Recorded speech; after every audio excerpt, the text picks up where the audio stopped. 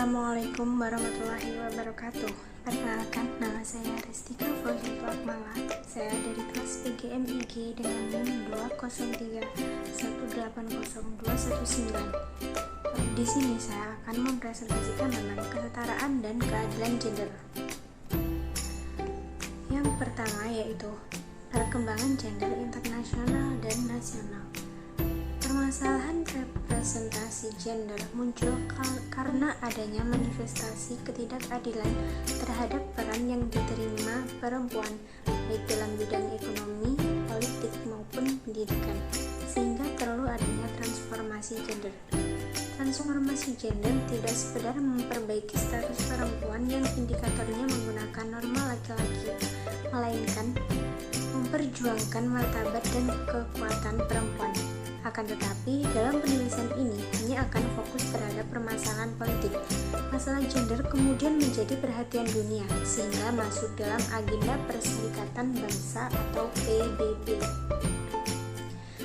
Selanjutnya, dengan melakukan analisis gender, maka perencanaan dan penganggaran akan lebih efektif dan efisien, yakni dilakukan pemetaan peran laki-laki dan perempuan, kondisi laki-laki dan perempuan, kebutuhan laki-laki dan perempuan, serta permasalahan perempuan dan laki-laki. Dengan demikian, PPRG akan mendiagnosa dan memberikan jawaban yang lebih tepat untuk memenuhi kebutuhan perempuan dan laki-laki dalam penetapan program atau kegiatan dan anggaran. Menetapkan affirmative action, apa yang perlu dilakukan untuk mengatasi kesenjangan gender, dan siapa yang sebaiknya dijadikan target sasaran dari sebuah program kegiatan, kapan dan bagaimana program atau kegiatan akan dilakukan. Yang selanjutnya, mengurangi kesenjangan tingkat penerima manfaat pembangunan dengan menerapkan analisis situasi atau analisis gender dalam perencanaan dan penganggaran pembangunan. Maka, kesenjangan gender yang terjadi pada tingkat penerima manfaat pembangunan dapat diminimalisir. Analisis situasi atau analisis gender akan dapat mengidentifikasikan adanya perbedaan masalah dan kebutuhan antara perempuan dan laki-laki, dan dapat membantu para perencana maupun pelaksana untuk menemukan solusi yang tepat untuk menjawab permasalahan dan kebutuhan yang berbeda tersebut.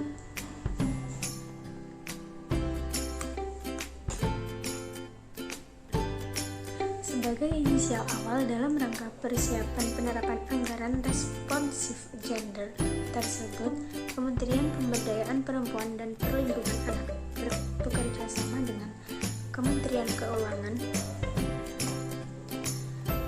memandang perlu untuk menyusun panduan perencanaan dan penganggaran responsif gender di lingkungan Kementerian Keuangan.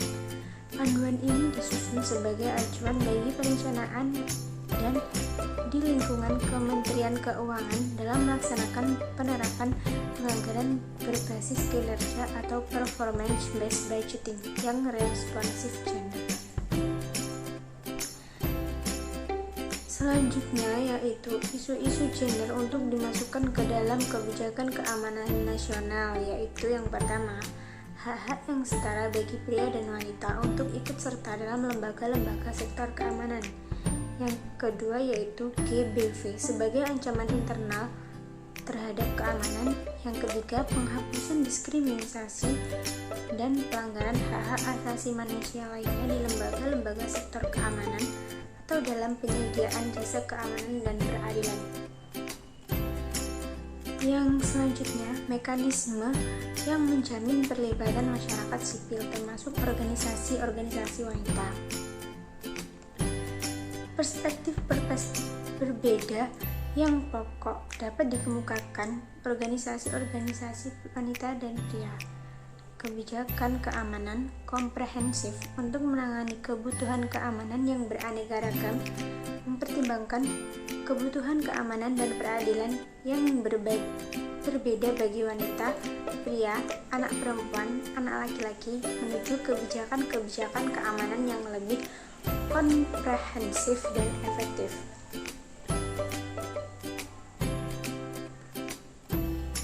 Yang selanjutnya yaitu kesetaraan dan keadilan gender di Indonesia.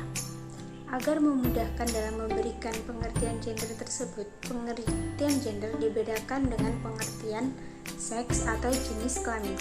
Pengertian jenis kelamin merupakan penafsiran atau pembagian dua jenis kelamin manusia yang ditentukan secara biologis yang melekat pada jenis kelamin tertentu dengan alat atau tanda-tanda tertentu pula.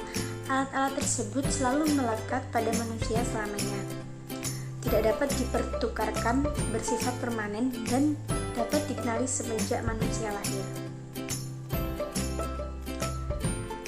Yang selanjutnya, gender melekat pada kaum laki-laki maupun perempuan.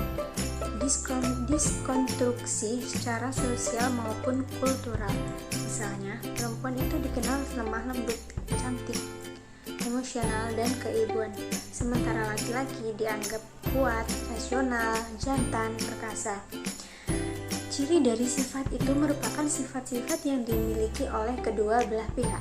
Artinya, ada laki-laki yang emosional, lemah lembut, dan keibuan, sementara itu juga ada perempuan yang rasional, kuat, dan perkasa.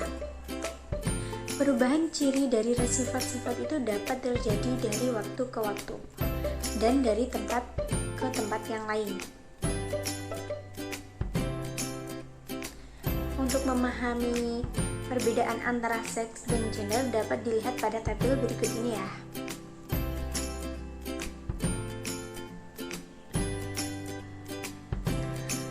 Yang selanjutnya, perbedaan jenis kelamin untuk dipergunakan masyarakat untuk mengkonstruk pembagian peran atau kerja laki-laki dan perempuan atas dasar perbedaan tersebut. Pada pembagian kerja gender di atas, jenis kelamin di mana laki-laki dan perempuan melakukan jenis pekerjaan yang berbeda dan pembagian ini dipertahankan serta dilakukan secara terus-menerus. Yang selanjutnya, untuk lebih jelas, dapat dibandingkan pada peran sosial, sifat kegiatan, dan jenis pekerja sebagaimana tabel berikut ini ya. Untuk laki-laki, peran sosialnya itu organisasi politik, mencari nafkah sesama, dan selanjutnya. Pokoknya itu ya, dibaca sendiri.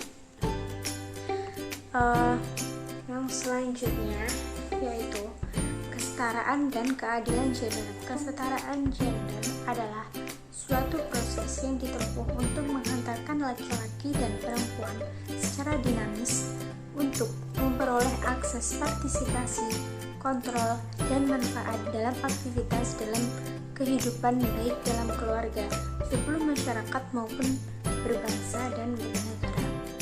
Untuk itu, diperlukan upaya untuk memperbaiki kondisi secara kualitas maupun kemampuan bagi kelompok yang tertinggal, baik perempuan maupun laki-laki melalui affirmative action. Dan yang dimaksud dengan keadilan gender yaitu suatu kondisi yang setara, selaras, seimbang, serasi, tanpa diskriminasi. Suatu kondisi yang sama antara laki-laki dan perempuan dalam mencapai hak-hak dasar dan lingkup keluarga, masyarakat, negara, dan dunia internasional.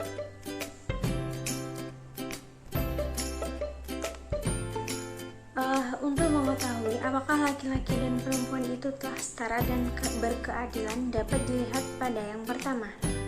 Seberapa besar akses dan partisipasi keterlibatan perempuan terhadap peran-peran sosial dalam kehidupan baik berkeluarga, bermasyarakat, dan dalam pembangunan. Yang kedua, seberapa besar kontrol serta penguasaan perempuan dalam berbagai sumber daya manusia maupun sumber daya alam dan peran pengambilan keputusan lain sebagainya. Yang ketiga, seberapa besar manfaat yang diperoleh perempuan dari hasil pelaksanaan berbagai kegiatan baik sebagai pelaku maupun sebagai pemanfaat dan penikmat hasilnya. Untuk menuju kesetaraan dan keadilan gender, perlu disosialisasi di tingkat personal agar memiliki sensitif gender, yakni suatu sikap dan perilaku yang tanggap dan peka terhadap adanya kesenjangan gender yang memberi kesempatan dan peluang yang sama untuk mencapai kemajuan dalam berbagai bidang kehidupan.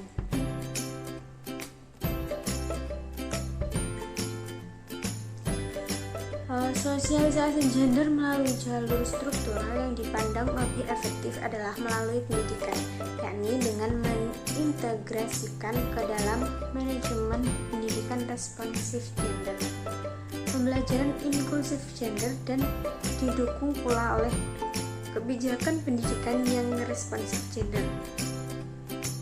Pembelajaran inklusif gender adalah pembelajaran dengan mengintegrasikan gender ke dalam materi atau bahan ajar yang berkesetaraan dan keadilan gender dengan menggunakan metode pembelajaran yang menghindari terjadinya diskriminasi gender.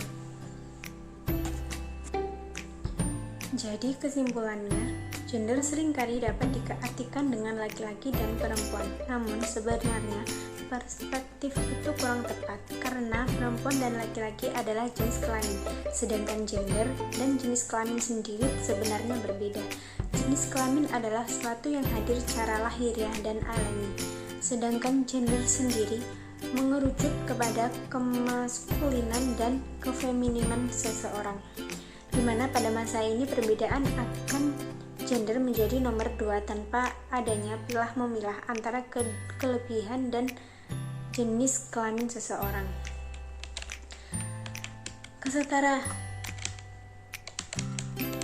Kesetaraan gender selalu menjadi isu yang menarik untuk diperbincangkan setiap tahunnya. Kesetaraan gender dikenal juga sebagai keadilan gender adalah pandangan bahwa semua orang harus menerima perlakuan yang setara dan tidak diskriminasi berdasarkan identitas gender mereka yang bersifat kodrati. Nyatanya, kesetaraan gender ini belum sepenuhnya terpenuhi. Secara kasat mata, masih ada yang menganggap bahwa derajat dan hak-hak wanita berada di bawah pria. Sekian presentasi dari saya. Apabila ada kesalahan, saya mohon maaf yang sebesar-besarnya. Wallahul muwaffiq ila aqwamit thoriq. Wassalamualaikum warahmatullahi wabarakatuh.